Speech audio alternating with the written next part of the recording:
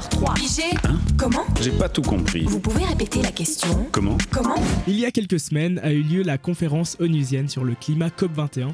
Le but est de fixer une limite à l'élévation de la température due au réchauffement climatique, notamment en réduisant les émissions de gaz à effet de serre. En effet, suite à cet événement politique majeur, de nombreux chercheurs alternatifs du monde entier ont fait ressurgir de leur grenier des inventions atypiques fonctionnant avec une énergie nommée Free Energy ou énergie libre.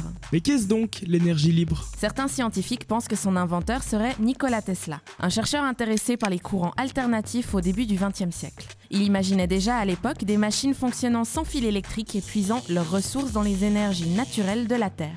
D'après Tesla, l'énergie électrique serait présente partout dans l'environnement terrestre et celui qui parvient à l'extraire et à l'utiliser peut soulager le monde des sources d'énergie polluantes comme le gaz, le charbon et le pétrole. Donc l'énergie libre, c'est l'énergie extraite des champs électriques présents partout sur Terre. Grâce à un système imaginé par des techniciens, on pourrait l'extraire et l'utiliser à des fins ménagères ou professionnelles, comme nous autres terriens savons si bien le faire. Et pourquoi ces systèmes ne sont pas encore commercialisés ?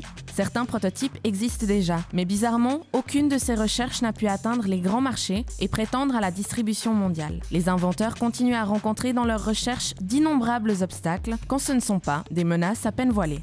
Évidemment, lorsqu'on connaît les fortunes accumulées derrière les énergies fossiles commercialisées dans le monde, il est facile de comprendre que certains ont intérêt à museler une source de puissance bon marché et complètement illimitée. Car oui, l'énergie libre serait une ressource sans limite et permettrait au monde de sortir de la pauvreté et d'effacer à tout jamais le problème des énergies polluantes.